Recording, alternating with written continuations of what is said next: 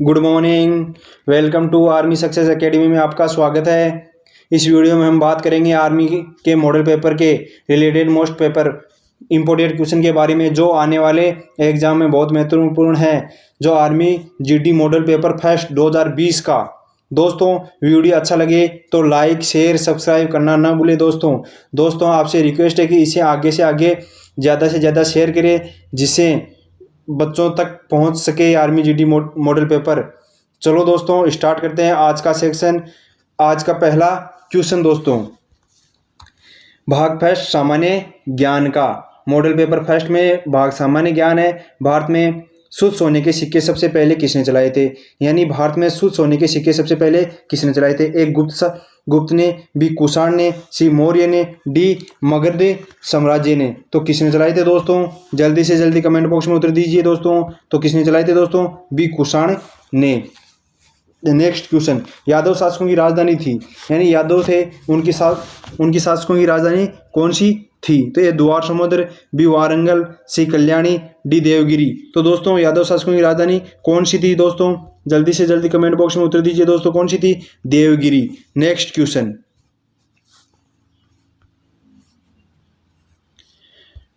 मोहम्मद गोरी कहाँ का शासक था? यानी मोहम्मद गोरी कहाँ का शासक था? ए पेरिस का, बी इराक का, सी अफगानिस्तान का, डी ईरान का। तो दोस्तों मोहम्मद गोरी कहाँ का शासक था दोस्तों? तो दोस्तों अफगानिस्तान का। कहाँ का था? अफगानिस्तान का। नेक्स्ट क्वेश्चन, निम्न में से किसने भारत पर सबसे पहले आक्रमण किया था? यानी निम्न में से किसने भारत पर सबसे पहले आक्रमण किया था? ए अफगानी ने, बी अरबी ने, सी तुर्की ने, डी मुगल ने। तो किसने दोस्तों पहले आक्रमण किया था? अरबियों ने। किसने किया था दोस्तों भारत पर आक्रमण? अरबियों ने किया था। नेक्स्ट क्वेश्चन, गुलाम वंश का संस्थापक कौन था? गुलाम वंश थे उसका संस्थापक कौन था? ए मोहम्मद गोरी, बी अलाउद्दीन खिलजी, सी मोहम्मद बिन तुगलक, डी कुतुबुद्दीन ऐबक। तो कौन था दोस्तों? मोहम्मद बिन तुगलक। दोस्तों कौन था? मोहम्मद बिन तुगलक। नेक्स्ट क्वेश्चन, पहला मुसलमान अरब आक्रमणकारी 712 ईस्वी में कौन था? यानी पहला मुसलमान अरब आक्रमणकारी 712 ईस्वी में कौन था? तो मोहम्मद गजनवी, बी मोहम्मद गोरी, सी मोहम्मद बिन तुगलक, डी बाबर। तो कौन था दोस्तों? जल्दी से जल्दी कमेंट बॉक्स में उत्तर दीजिए दोस्तों, कौन था? मोहम्मद बिन तुगलक। नेक्स्ट क्वेश्चन, पानीपत की पहली लड़ाई कब लड़ी गई? दोस्तों पानीपत की पहली लड़ाई कब लड़ी गई थी? तो 1526 ईस्वी में, 1557 ईस्वी में, 1859 में, या 1527 ईस्वी में। तो पानीपत की पहली लड़ाई कब लड़ी गई थी दोस्तों? पानीपत की पहली लड़ाई 1526 ईस्वी में लड़ी गई थी। नेक्स्ट क्वेश्चन दोस्तों, ग्रांड ट्रंक मार्ग कोलकाता से पेशावर का निर्माण किसने करवाया था? यानी ग्रांड ट्रंक मार्ग है कोलकाता से पेशावर का निर्माण किसने करवाया था? एक अकबर ने करवाया था, बी शेरशाह सूरी ने करवाया था, सी बाबर ने करवाया था, डी हुमायूं ने करवाया था। तो ग्रांड ट्रंक मार्ग का रोड का निर्माण किसने करवाया था दोस्तों? शेरशाह सूरी ने, जो कोलकाता से पेशावर के लिए थी। कोलकाता से पेशावर यानी शेरशाह सूरी ने करवाया था। नेक्स्ट क्वेश्चन,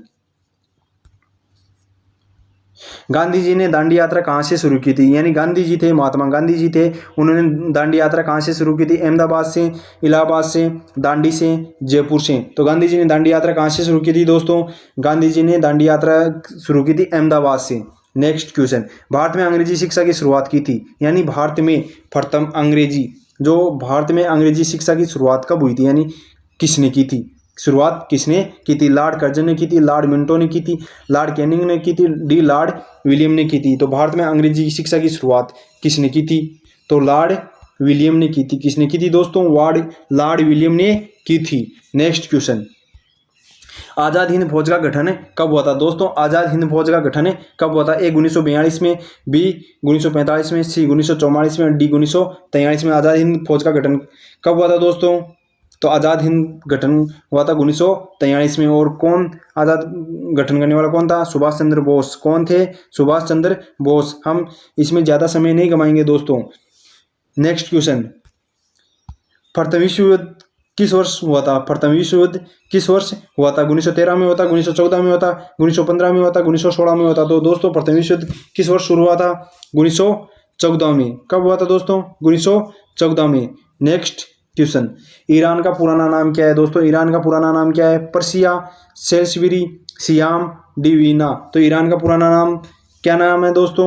ईरान का पुराना नाम है दोस्तों पर्सिया। कौन सा है? पर्शिया। नेक्स्ट क्वेश्चन, भारत का संविधान कब लागू हुआ था? भारत का संविधान कब लागू हुआ था? 26 जनवरी 1948 को, 26 जनवरी 1950 को, 26 जनवरी 1952 को, 26 मार्च 1950 को। तो भारत का संविधान लागू हुआ था दोस्तों 26 जनवरी 1950 को, 26 जनवरी 1950 को। इसमें समय कितना लगा था संविधान को बनने को?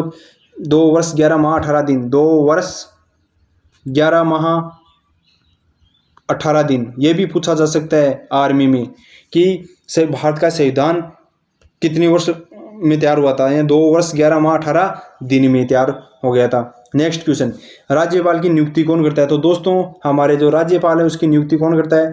प्रधानमंत्री करता है, राष्ट्रपति करता है, गृह मंत्री करता है या मुख्य न्यायाधीश करता है? तो दोस्तों कौन करता है राज्यपाल की नियुक्ति? राज्यपाल की नियुक्ति करता है राष्ट्रपति। नेक्स्ट क्वेश्चन, अब दोस्तों भाग 2 सामान्य विज्ञान, यानी भाग 2 आ गया सामान्य विज्ञान। हम पहले फर्स्ट पढ़े थे सामान्य ज्ञान का, अब भाग गया सामान्य विज्ञान का। नेक्स्ट क्वेश्चन है, निम्न में से बल का मात्रक नहीं है? इनमें से बल का मात्रक नहीं है। एक पाउंडल, बी डाइन, सी जूल, डी न्यूटन। यानी इनमें से जो बल का मात्रक नहीं है, बल का मात्रक कौन? पाउंडल बल का मात्रक है, डाइन भी बल का मात्रक है और न्यूटन भी है। तो कौन सा नहीं है दोस्तों? कौन सा नहीं है? जूल नहीं है, बल का मात्रक जूल नहीं है। नेक्स्ट क्वेश्चन, प्रोटॉन वाले नाभिक के परमाणु में इलेक्ट्रॉन की संख्या है? यानी प्रोटॉन वाले नाभिक के परमाणु में इलेक्ट्रॉनिक की संख्या है 20, 10, 30, 40। यानी प्रोटॉन वाली नाभिक के परमाणु में इलेक्ट्रॉन की संख्या कितनी है? कितनी है दोस्तों? 20। कितनी है? 20। नेक्स्ट क्वेश्चन, कार्बन परमाणु के बारहवें कोष में इलेक्ट्रॉन है? यानी कार्बन परमाणु के बारहवें कोष में इलेक्ट्रॉन है 0, 4, 2 या 6। तो कितनी है दोस्तों? जल्दी से जल्दी कमेंट बॉक्स में उत्तर दीजिए, कितनी है कार्बन परमाणु के बारहवें कोष में इलेक्ट्रॉन की संख्या? कितनी है दोस्तों? 4। नेक्स्ट क्वेश्चन, सबसे हल्की धातु है? सबसे हल्की धातु कौन सी है? लिथियम है, मैग्नीशियम है, सीएम है और Na है। तो सबसे हल्की धातु कौन सी है दोस्तों? जल्दी से जल्दी कमेंट बॉक्स में उत्तर दीजिए। लिथियम। कौन सी है? Li। लिथियम सबसे हल्की धातु है। नेक्स्ट क्वेश्चन, Mg जलता है दोस्तों, Mg किससे जलता है? N2 में से, CO2 में, Ca में या O2 में? तो Mg किस में जलता है दोस्तों? जल्दी से जल्दी कमेंट बॉक्स में उत्तर दीजिए, किस में जलता है दोस्तों? O2 में। Mg जलता है O2 में। किस में जलता है दोस्तों? O2 में। डी ऑप्शन सही होगा। नेक्स्ट क्वेश्चन, कार्बन का सबसे शुद्ध रूप कौन सा है? कार्बन का सबसे शुद्ध रूप कौन सा है? ए हीरा, बी ग्रेफाइट, सी कोक, डी चारकोल। तो कार्बन का सबसे शुद्ध रूप कौन सा है दोस्तों? कार्बन का सबसे शुद्ध रूप है हीरा। कौन सा है दोस्तों? हीरा। नेक्स्ट क्वेश्चन, नोबल गैस की खोज किसने की थी? ए केविन ने की थी, बी रदरफोर्ड ने की थी, सी क्यूरी ने की थी, डी विलियम्सन रेमसी ने की थी। तो नोबल गैस की खोज किसने की थी दोस्तों? नोबल गैस की खोज किसने की? विलियम्सन रेमसी ने की थी। नेक्स्ट क्वेश्चन, युवा मनुष्य का हृदय 1 मिनट में धड़कता है लगभग, यानी युवा मनुष्य होता है उसका हृदय 1 मिनट में लगभग धड़कता है। लगभग कितना धड़कता है? 90 बार धड़कता है, 100 बार धड़कता है, 82 बार धड़कता है या 72 बार धड़कता है? तो दोस्तों युवा मनुष्य का जो हृदय होता है वो 1 मिनट में कितनी बार धड़कता है दोस्तों? 72 बार। कितनी बार धड़कता है? 72 बार। नेक्स्ट क्वेश्चन, मानव शरीर की सबसे बड़ी ग्रंथि कौन सी होती है? यानी मानव शरीर की जो है सबसे बड़ी ग्रंथि कौन सी होती है? यकृत ग्रंथि होती है, अग्नाशय होती है, जठर होती है या थायराइड होती है? तो मानव शरीर की सबसे बड़ी ग्रंथि होती है यकृत। कौन सी होती है दोस्तों? यकृत ग्रंथि होती है मानव शरीर की सबसे बड़ी ग्रंथि। नेक्स्ट क्वेश्चन, मानव कंकाल में अस्थियों की संख्या होती है? मानव कंकाल होता है उनमें अस्थियों की संख्या होती है 200 होती है, 300 होती है, 205 होती है, 206 होती है। तो मानव कंकाल में अस्थियों की संख्या होती है दोस्तों, कितनी होती है दोस्तों? 6, 206 होती है। मानव कंकाल में संख्याओं की हड्डियां होती है 206। दोस्तों मलेरिया रोग का कारण है, मलेरिया रोग है वो किस कारण से होता है? तो विषाणु से होता है, जीवाणु से होता है, प्रोटोजोआ से होता है या चूसकृमि से होता है? तो मलेरिया रोग किस कारण से होता है दोस्तों? मलेरिया रोग होता है प्रोटोजोआ से। किस कारण होता है? प्रोटोजोआ से। नेक्स्ट क्वेश्चन, हैजा किससे फैलता है? दोस्तों हैजा किससे फैलता है? पानी से फैलता है, हवा से फैलता है, मक्खियों से फैलता है, मच्छर से फैलता है? तो हैजा किससे फैलता है दोस्तों? हैजा फैलता है हवा से। दोस्तों हैजा फैलता है हवा से। बी ऑप्शन सही होगा दोस्तों। नेक्स्ट क्वेश्चन, हृदय में कितने भाग होते हैं? यानी हमारे हृदय में कितने भाग होते हैं दोस्तों? 1 भाग होता है, 3 भाग होते हैं, 6 भाग होते हैं या 4 भाग होते हैं? तो मनुष्य के हृदय में कितने भाग होते हैं दोस्तों? मनुष्य के हृदय में भाग होते हैं 4। कितने होते हैं? डी ऑप्शन राइट होगा। नेक्स्ट क्वेश्चन, कौन सा रक्त समूह सर्वत्र ग्राही होता है, यानी सभी को दे सकता है रक्त। कौन सा रक्त है जो समूह सर्वत्र ग्राही होता है? ओ होता है, ए बी होता है, या ई होता है, या ए होता है? तो कौन सा रक्त जो समय से ग्रहित होता है दोस्तों? जल्दी से जल्दी कमेंट बॉक्स में उत्तर दीजिए। तो ए बी होता है। कौन सा होता है? ए बी होता है, जो सभी को रक्त दे सकता है। निम्न में से कौन से जंतु एक कोशिकीय है? यानी निम्न में से कौन सा जंतु है जो एक कोशिकीय है? ए स्पंज होता है, बी अम्बीबा होता है, सी केंचुआ होता है, डी स्टारफिश होता है। तो निम्न में से कौन सा जंतु है जो एक कोशिकीय होता है? दोस्तों जल्दी से जल्दी कौन सा होता है? अम्बीबा होता है। कौन सा होता है दोस्तों? अम्बीबा। यानी जंतु एक कोशिकीय होता है, वो कौन सा होता है? अम्बीबा होता है। बी ऑप्शन राइट होगा। Next question. अब हम नेक्स्ट क्वेश्चन में बात करते हैं भाग 3। हम पहले भाग फर्स्ट की बात कर चुके हैं, भाग सेकंड की बात कर चुके हैं, भाग 3 यानी मैथ के बारे में। अब हम लेके आए हैं मैथ में, यानी ये क्वेश्चन दोस्तों दिखाई नहीं दे रहा है आपको, तो इस दोस्तों ये 200 का 40%, मैं इधर लिख रहा हूँ 200 का 40%, यानी दोस्तों का 200 का 40% कितना होता है? तो दोस्तों 200 का 40% कितना होता है दोस्तों? 90 होता है, 100 होता है, 60 होता है, या 80 होता है? ये जल्दी से जल्दी निकाल के बताइए दोस्तों। 200 का 40% कितना होता है दोस्तों? तो दोस्तों देखिए 240%, यानी 200 का 40% कितना होता है? तो 40/100 इंटू 200 कर देना है। 200 कर दिए तो 100 का 200 में भाग दिया तो कितने आए? 2, और 40 को 2 से गुणा किया तो कितने आए? 80। तो ऑप्शन में दोस्तों 80 आ रहे हैं। तो हमारे दोस्तों ऑप्शन में 80 कितने 80% होता है। तो दोस्तों ये 80%, ये 80 आ चुके हैं। नेक्स्ट क्वेश्चन दोस्तों, नेक्स्ट क्वेश्चन 3, 7, 12, 18 और 33, यानी 3, 7, 12, 18 और 33, यानी अगले ने दे दिया है कि 2, 3, 7, 12, यानी 3, 7, 12, 18, 33, यानी 3। तो अब दोस्तों हमें देखना है कि इनमें कौन सा आएगा, यहाँ पर कौन सा, इस जगह पे कौन सा आएगा ऑप्शन में। तो 3 के बाद में कितनी है? 4 बटे हैं। फिर 7 के बाद में कितने बटे हैं? 12, तो 5 बटे हैं। फिर हमें देखना है दोस्तों कि 12 के बाद में 18 हुए हैं सीधे सीधे, तो कितने बटे हैं दोस्तों? 6 बटे हैं। 6 के बाद में हमें क्या करना है? एक और जोड़ देना है, 7 कर देना है। तो 7 में 18 में 7 जोड़ेंगे तो कितने आए? 25 होंगे। तो ऑप्शन में 25 दिखाई दे रहे हैं दोस्तों, 25 हो गए। अब 25 में हमें देखना है कि 33 आ रहे हैं या नहीं आ रहे। तो 7 बढ़ाए, हमने 1 जोड़ा है, तो 7 में एक जोड़ देंगे तो 8 हो गए। तो 8 में 25 जोड़ेंगे तो दोस्तों 33 हो रहा है ना। तो हमारा ऑप्शन कौन सा होगा सही? डी, 25 उत्तर राइट होंगे दोस्तों। नेक्स्ट क्वेश्चन, सबसे छोटी संख्या कौन सी है? दोस्तों सबसे छोटी संख्या कौन सी होती है? तो 5 होता है, 1 होता है, -5 होता है, या 0 होता है? तो सबसे छोटी संख्या कौन सी होती है दोस्तों? -5 होते हैं सबसे छोटी संख्या। नेक्स्ट क्वेश्चन, राम ने परीक्षा में 50 अंकों में से 45 अंक प्राप्त किए तो प्रतिशत क्या होगा? यानी राम ने एक परीक्षा में 50 अंकों में से 45 अंक प्राप्त किए हैं। राम ने कितने? 50 अंकों में से, यानी 50 अंक थे, उनमें से 45 अंक प्राप्त कर लिए राम ने। तो प्रतिशत क्या होगा? यानी 50 में से 45 अंक प्राप्त किए तो प्रतिशत हमें ज्ञात करना है। तो 45 का तो 45 ज्ञात करने का सूत्र 45/50 इंटू 100। तो 50 का 100 में भाग देंगे 2, 45 को 2 से सीधे डायरेक्ट गुणा करेंगे तो कितने हो गए दोस्तों? 90%। ऐसे क्वेश्चन आते हैं तो उनको दोस्तों कुछ नहीं करना है। 45, अगर किसी ने पूछा है कि 60 में से 55 अंक प्राप्त किए हैं तो 55, यानी तो हमें इसको क्या लिखना है? 55 को ऊपर लिख देना है और 60 को नीचे लिख देना और 100 का भाग 100 से गुणा कर देना है। तो 100 से गुणा किया तो उसे उत्तर परसेंटेज में आ जाएंगे दोस्तों। नेक्स्ट क्वेश्चन, 400 रुपये कितनी प्रतिशत की दर से 9 वर्ष में 580 रुपये हो जाएंगे? यानी 400 रुपये कितनी प्रतिशत की दर से 9 वर्ष में 580 रुपये हो जाएंगे? तो हमें ज्ञात क्या करना है? दर ज्ञात करनी है कि 18% है, 15% है, 5% है, या 7% है। तो हमें दर ज्ञात करनी है। तो दर ज्ञात करने का सूत्र क्या होता है दोस्तों? दर ज्ञात करने का सूत्र क्या होता है? दर ज्ञात करने का तो हम दर ज्ञात करेंगे तो दर ज्ञात करने का सूत्र होता है दर बराबर ब्याज इंटू 100, ब्याज इंटू 100 मूलधन गुणा समय, यानी ब्याज इंटू 100 बटा मूलधन गुणा समय। यह दर ज्ञात करने का सूत्र है दोस्तों। अब हमें क्या करना है कि 400 रुपये कितनी प्रतिशत की दर से 9 वर्ष में 580 रुपये हो जाएंगे? तो मूलधन कितना था हमारा? मूलधन है 400 रुपये। मूलधन कितना है दोस्तों?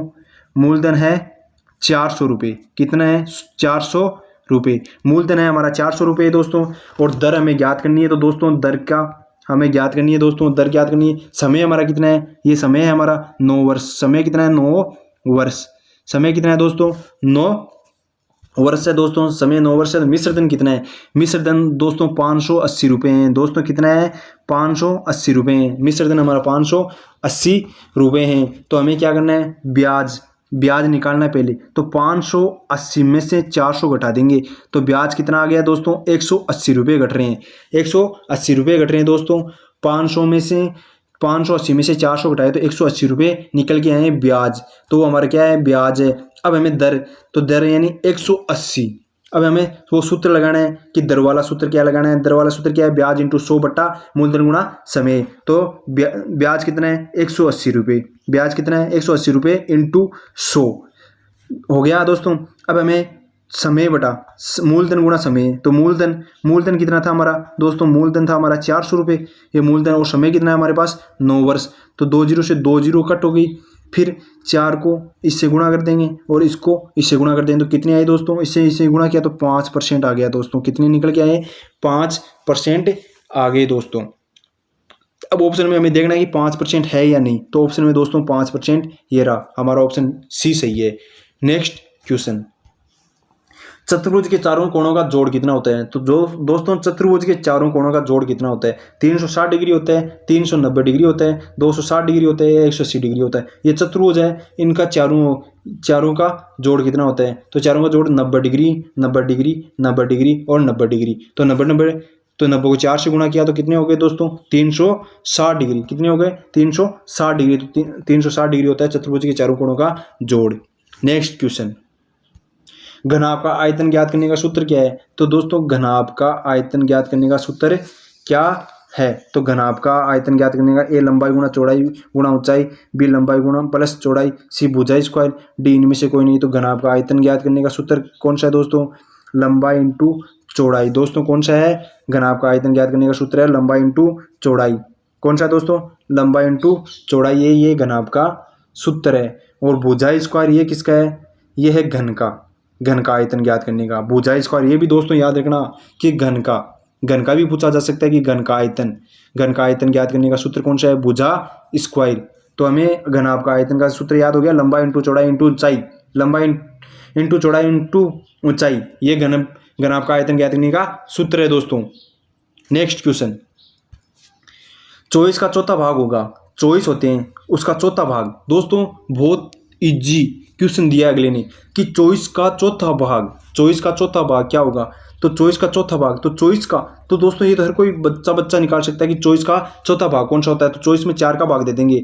24 में 4 का भाग दिया तो कितना आ गया, 6। तो 24 का चौथा भाग कौन सा होगा, 6 होगा। तो ऑप्शन नंबर 6 ये राइट होगा। दोस्तों ध्यान रखना है कि अगले ने पूछा क्या है कि 24 का चौथा भाग पूछा अगले ने। तो हमें 24 में 4 का भाग दे देंगे। 24 में कितने का भाग देंगे, 4 का। तो उत्तर आएंगे 6। तो ऑप्शन में हमें 6 मिलेंगे, तो वो आंसर राइट होगा दोस्तों इसमें। दोस्तों नेक्स्ट क्वेश्चन, 5 घंटा एक दिन का कितना परसेंट है। यानी 5 घंटा एक दिन का कितना परसेंट है, 22% है, 20 सही 5/6 है, या 26% है, या 40% है। तो 5 घंटा एक दिन का कितना परसेंट है। तो दोस्तों 5 घंटा, तो हमें देखना है कि 5 घंटा एक दिन, यानी 5 घंटा, तो 5 घंटा मान लिया। और एक दिन कितने होते हैं, 24 घंटे। एक दिन में कितने घंटे होते हैं, 24। तो 24 हो गए इंटू 100। हमें क्या करना है, 5/24 इंटू 100 है। तो एक दिन का होता है 5/24 इंटू 100। तो हम 24 और इसको गुणा करेंगे तो यहाँ 500 आ गए। 500 में 24 का भाग देंगे तो 20 आ गए। 20 5/6, तो 20 सही 5/6 आ गए दोस्तों। 20 सही 5/6। तो ऑप्शन में कहाँ है, 20 सही है हमारा। 20 सही 5/6। नेक्स्ट क्वेश्चन, 50 तक की सम संख्याओं का औसत क्या है। यानी 50 तक की सम संख्याओं का औसत क्या है दोस्तों। तो 50 तक की सम संख्याएं, हमें 50 तक की सम संख्याओं का औसत ज्ञात करना है। तो 50 तक की सम संख्याओं का औसत, जितनी सम संख्याएं हैं उनमें 1 जोड़ देना है। जितनी भी सम संख्याएं होती है उनमें क्या कर देना है दोस्तों, 1 जोड़ देना है। 1 जोड़ देना है। जितनी भी हमारी सम संख्याएं होती है उनमें 1 जोड़ देना है। तो जैसे 50 का सम संख्या, हमें क्या करना है, 50 में 2 का भाग। ये हमेशा ध्यान रखना है, सम संख्याएं होती है उसमें कितने का भाग जाता है, 2 से विभाजित होती है। वो कितने से विभाजित होती है दोस्तों, 2 से विभाजित होती है। तो 50 में 2 का भाग देंगे हम दोस्तों। कितने का भाग देंगे, 50 में 2 का, ये 50 हो गए दोस्तों। 50 में 2 का भाग दिया तो कितने आए 25। अगले ने कहा क्या बोला है, अगले ने बोला है कि 50 की सभी सम संख्याओं का औसत क्या है, तो ऑप्शन में 25 भी हो सकते हैं दोस्तों, तो हमें 25 नहीं करनी है दोस्तों। हमें क्या करना है, अगले ने बोला है कि औसत जितनी सम संख्याएं होती है उनमें एक जोड़ देना है। एक क्या कर देना है, जोड़ देना है। तो एक जोड़ते हैं तो 25 प्लस ये कितने हो गए दोस्तों 26 हो गए। कितने हो गए दोस्तों 26 हो गए। तो 50 तक की सभी सम संख्याओं का औसत होगा 26। नया योग निकल के आया है 26। तो ऑप्शन में सी ऑप्शन नंबर सही होगा हमारा राइट। नेक्स्ट क्वेश्चन, 8000 प्लस गुणे 600 यानी 8000 प्लस गुणे 600 9 प्लस और 5190 प्लस। तो इनको दोस्तों जोड़ते हैं तो 0 9 9 और 9 0 9 और 1 10 10 की शून्य दोस्तों। फिर हमें क्या करना है 9 0 0 9 दोस्तों ये 0 और ये 0 तो 10 10 की शून्य हासिल पाई। एक थी ना हमारे पास दो दोस्तों 0 0 2 आगे, फिर 1 9 10 10 10 की 10 और 1 11 11 को 1 को हासिल पाई 2 20 1 21। तो हमारे पास ऑप्शन 2100। तो हमारे ऑप्शन ए नंबर सही है 2100। यानी हम इन्हें जोड़ते हैं तो डायरेक्ट भी जोड़ सकते हैं दोस्तों, जल्दी से जल्दी। क्या 1 मिनट में सेकंडों में हम जोड़ सकते हैं, 30 सेकंड में इसको जोड़ सकते हैं दोस्तों। 8000 को प्लस 89 और 5190 को जोड़े देंगे तो 21100 उत्तर आएंगे। ऑप्शन ए सही है दोस्तों। सबसे छोटी भाज्य संख्या कौन सी होती है, सबसे छोटी भाज्य संख्या कौन सी होती है, 0 होती है, 1 होती है, 2 होती है, 3 होती है। तो सब दोस्तों याद रखना कि सबसे छोटी भाज्य संख्या होती है 2। कौन सी होती है दोस्तों 2। सी ऑप्शन सही होगा। 1 भी नहीं होती हमारी, 3 भी नहीं होते और 0 भी नहीं होते। यानी सबसे छोटी भाज्य संख्या होती है 2 और ये 1 न तो भाज्य न भाज्य। नेक्स्ट क्वेश्चन, संख्याओं का औसत 18 है, यदि प्रत्येक में 3 जोड़ दिया जाए तो नया औसत क्या होगा दोस्तों। यानी संख्याओं का औसत है 18, यदि प्रत्येक में 3 जोड़ दिया जाए तो नया औसत क्या होगा दोस्तों। तो 3 यानी संख्याओं का औसत है 18। तो हम दोस्तों 18 12 संख्याओं का औसत, ये 12 है। मैं दोस्तों इसको ट्रिक के ऐसे भी कर सकता हूँ, मगर हमें सवाल एकदम ट्रिक कभी याद होती है कभी नहीं रहती है। ट्रिक तो मैं ऐसे भी बता सकता हूँ कि 12 संख्याओं का औसत है, तो हमारी 12 संख्या है उसका औसत है 18 और उसमें अगले ने क्या बोला कि 3 जोड़ दिया जाए। औसत में 3 जोड़ दिया तो 18 में प्लस 3 जोड़ दियो तो दोस्तों 21 आ गए। तो हमारे 21 ऑप्शन में 21 हो रहे हैं दोस्तों, ये रहे ऑप्शन में डी ऑप्शन राइट होगा दोस्तों। मगर हमें क्या करना है कि 3 जोड़ने हैं, तो हमें क्या करना है 18 को, ये 12 संख्याओं का औसत है तो 18 इंटू 12 करना है, 18 इंटू 12 करना है दोस्तों। तो 18 इंटू 12 इंटू 216। फिर क्या किया अगले ने कि 3 जोड़ दिया जाए नई औसत, तो 3 जोड़ दिया जाए तो 12 की 12 इंटू 3 हो गए। तो कितने हो गए दोस्तों 216 36। तो 216 और 36 में तो कितने हो गए दोस्तों 252। कितने हो गए 252 हो गए दोस्तों 252 में क्या किसका भाग देना है हमें दोस्तों 12 का भाग दे देना है। यानी 12 संख्याओं है तो 12 संख्याओं का भाग देना है 252 में। तो 252 में 12 का भाग दिया तो दोस्तों 21 उत्तर आए और हमने पहले भी 21 निकाले हैं। तो डी हमारा ऑप्शन राइट होगा दोस्तों। नेक्स्ट क्वेश्चन, एक रेलगाड़ी की चाल 72 किलोमीटर है तो इसकी चाल मीटर सेकंड में बताओ। तो एक रेलगाड़ी की चाल है 72 किलोमीटर, तो इसकी चाल मीटर सेकंड में बताओ। तो एक रेलगाड़ी चाल चलती है 72 किलोमीटर 1 घंटे में, तो 1 घंटे में चलती है तो दोस्तों 72 किलोमीटर यानी तो 20 मिनट सेकंड या 25 मिनट सेकंड या 30 मिनट सेकंड या 15 मिनट सेकंड हमें ऑप्शन में देखना है दोस्तों। तो जल्दी से जल्दी कमेंट बॉक्स में उत्तर देना है। तो एक रेलगाड़ी चाल है 72 किलोमीटर घंटा, तो 72 इंटू 1000 बटा 3600 इंटू दोस्तों। तो हमें दोस्तों क्या करना है 72 इंटू 1000 बटा 100 3600 दोस्तों 3600।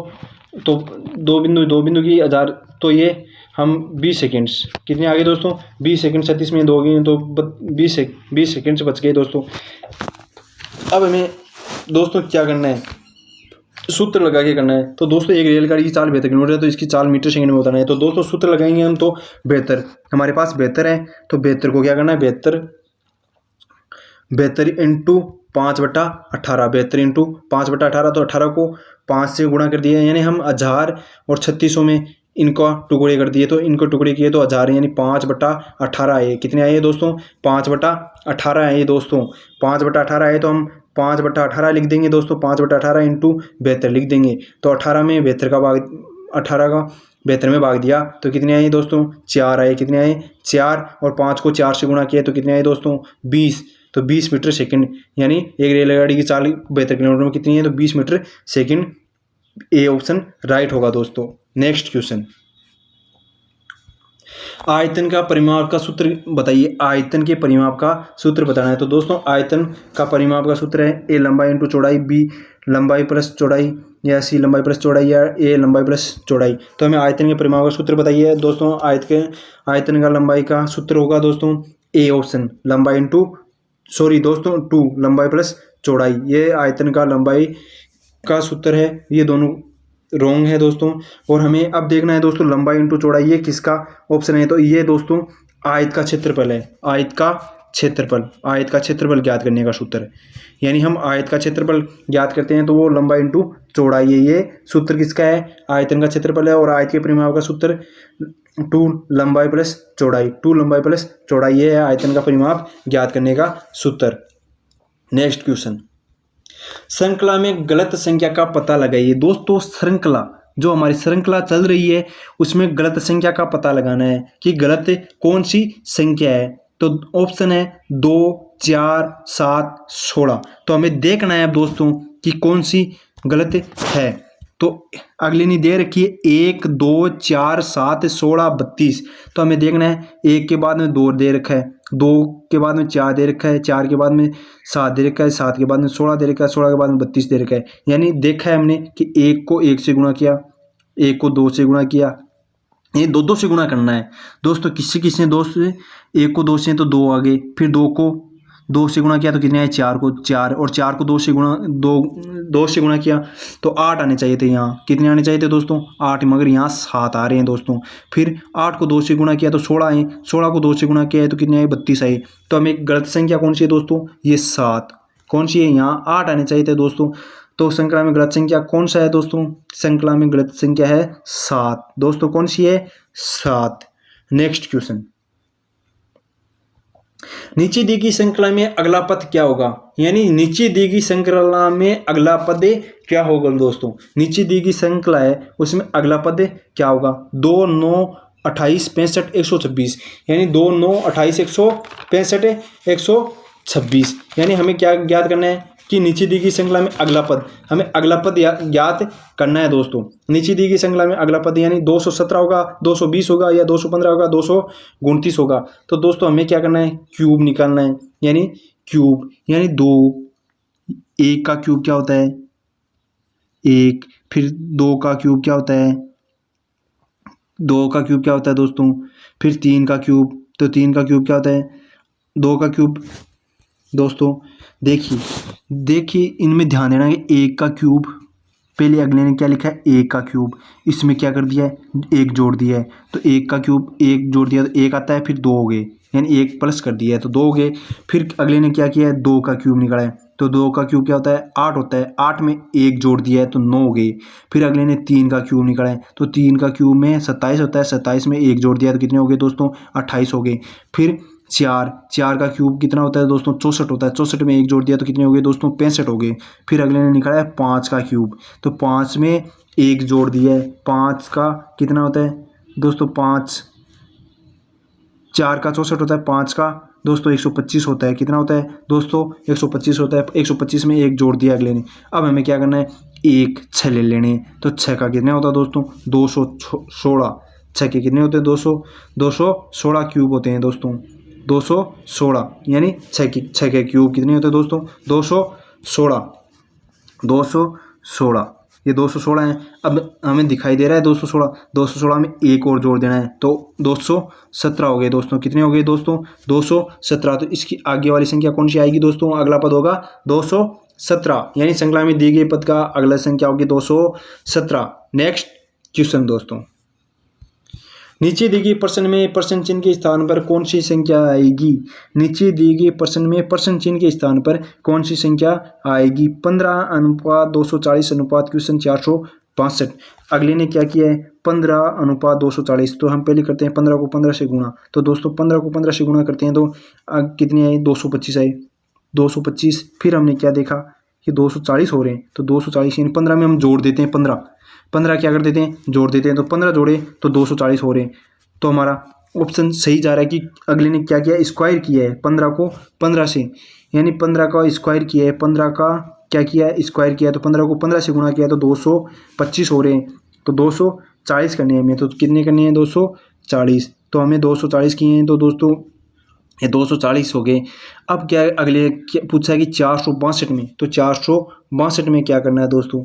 तो हमें देखना है कि 17 से गुणा किया तो दोस्तों 17 को नहीं आ रहे, 17 जोड़ दिए तो 462 नहीं हो रहे दोस्तों। फिर हमने देखा 21 का, 21 को 21 से गुणा किया तो 21 को 21 से गुणा किया तो कितने आए दोस्तों 441 आए। कितने आए 441 आए। तो 441 में 21 जोड़ दिए तो कितने हो गए दोस्तों 462 हो रहे हैं। तो यह ऑप्शन हमारा बी राइट होगा दोस्तों।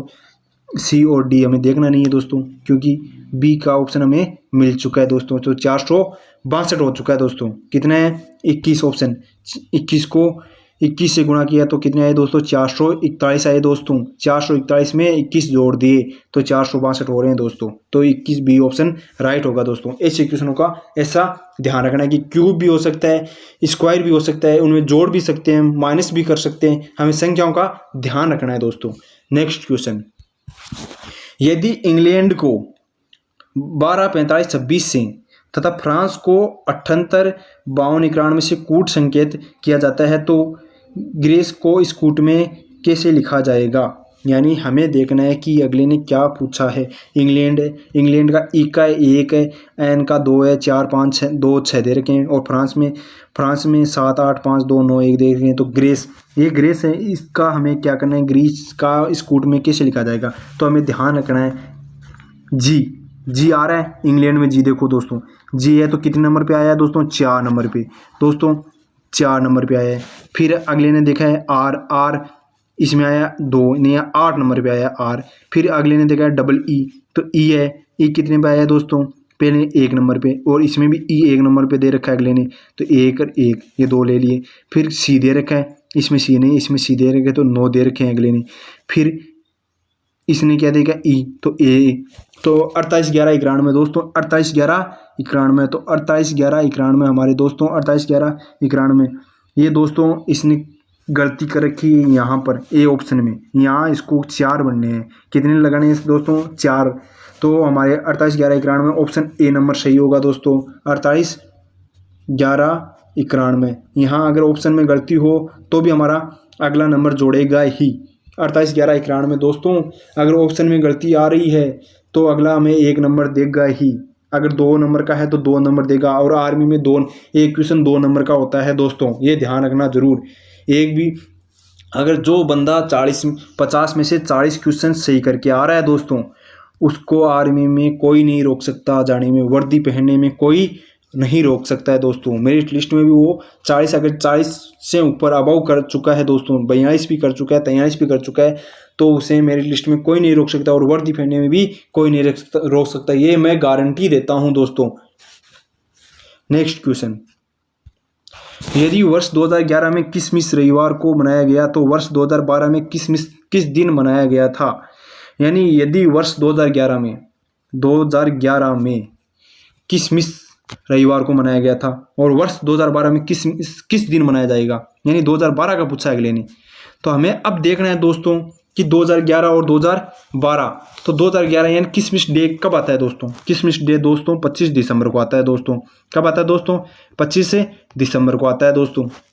ध्यान से देखना दोस्तों इसको। यदि वर्ष 2011 में किसमिस डे रविवार को मनाया गया तो वर्ष 2012 में किसमिस डे किस दिन मनाया जाएगा, यानी 25 दिसंबर को आता है। हमें भी पता है दोस्तों कि किसमिस डे कब आता है दोस्तों 25 दिसंबर को, और 2012 में ये 25 दिसंबर को आएगा। पर हमें अगले ने पूछा कि रविवार को आया था 2011 में।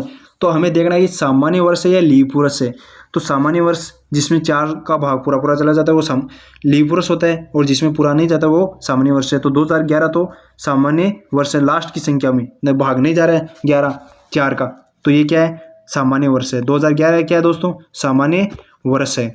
और 2012 अब 2012 का देखना है दोस्तों, तो 2012 कौन से है, लीप वर्ष है। इसमें 2012 के अंदर 4 का भाग पूरा पूरा जाता है, तो क्या है, लीप वर्ष है। तो लास्ट 2011 में 25 दिसंबर को रविवार था, तो इसमें क्या हो जाएगा, एक दिन एक्स्ट्रा हो जाएगा। जैसे साल नहीं होगी तो दोस्तों सोमवार हो जाएगा। क्या हो जाएगा दोस्तों, सोमवार हो जाएगा। मगर हमें सोमवार भी दे रखा है, मंगलवार भी दे रखा है, बुधवार भी देगा, बृहस्पतिवार भी देगा है। मगर हमें ध्यान रखना है इसका क्वेश्चन का कि 2012 है वो लीप वर्ष है। तो लीप वर्ष में दोस्तों सामान्य वर्ष में 365 दिन होते हैं। सामान्य वर्ष में कितने दिन होते हैं, 365 दिन होते हैं दोस्तों। और लीप वर्ष में 366 दिन होते हैं दोस्तों। लीप वर्ष में कितने दिन होते हैं, 366 दिन होते हैं। इसमें 7 का भाग देंगे तो इसमें 1 आया, इसमें 7 का भाग देंगे तो इसमें 2 बचे। कितने बचे दोस्तों, 2। अब हमें क्या करना है दोस्तों, इसमें करना है कि लीप 2012 है तो 2012 में यानी फरवरी 29 दिन की आएगी। उसमें 28 दिन की आ रही थी, इसमें 29 दिन की आएगी फरवरी। लीप वर्ष में कितने दिन की आएगी, 29 दिन की। तो एक दिन एक्स्ट्रा हो गया दोस्तों, तो 2 दिन हो गए हमारे पास एक्स्ट्रा। तो 2 दिन एक्स्ट्रा हो गए। तो रविवार के बाद में हमें क्या है दोस्तों, ये ट्रिक है कि सीधे ही हमें 2 दिन यानी 2 दिन जोड़ देने हैं। रविवार में 2 दिन जोड़े तो कितने आया, मंगलवार। क्या आएगा दोस्तों, मंगलवार। हमारा बी ऑप्शन राइट होगा, सोमवार नहीं होगा दोस्तों। ये ध्यान रखना, ये ट्रिक है मेरी। मैं आपको ट्रिक बता रहा हूँ दोस्तों कि 2011 में अगर कोई भी पूछे आपको और उसको देखना है कि सामान्य वर्ष है या लीप वर्ष है, अगर लीप वर्ष होता है तो उसमें 2 जोड़ देना है दोस्तों। 2 जोड़ते ही आपके जो रविवार है उसके सोमवार और मंगलवार, उसके मंगलवार का ऑप्शन राइट होगा। अगर लीप वर्ष नहीं है और अगर बीच में लीप वर्ष है, अगले ने पूछ लिया कि 2011 है और 2012 है और 2013 में, अब अगले ने पूछा कि 2013 में, तो 2013 के मंगलवार और बुधवार हो जाएगा दोस्तों। क्या हो जाएगा, बुधवार, क्योंकि इसमें 4 जुड़ेंगे। एक तो ये नहीं, 2 तो ये जुड़ेंगे और एक 3 जुड़ेंगे उसमें। एक तो सोमवार जुड़ जाएगा, एक मंगलवार है और बुधवार। हमारा उत्तर कौन सा आएगा दोस्तों, 2013 में बुधवार होगा। अगर 2014 का बात करें तो दोस्तों 2014 लीप वर्ष नहीं है, तो 2014 में क्या हो जाएगा दोस्तों, बृहस्पतिवार हो जाएगा दोस्तों। अगर वीडियो अच्छा लगा है दोस्तों तो ज़रूर बताइएगा। और दोस्तों कमेंट बॉक्स में से कमेंट भी दीजिए दोस्तों, शेयर भी कीजिए दोस्तों और सब्सक्राइब भी कीजिए दोस्तों। और आगे से आगे शेयर करते रहिए दोस्तों। हम आगे आपके लिए मॉडल पेपर सेकंड लेके आएंगे दोस्तों। वीडियो कैसा लगा है ये भी बताइएगा दोस्तों। जय हिंद दोस्तों, जय हिंद।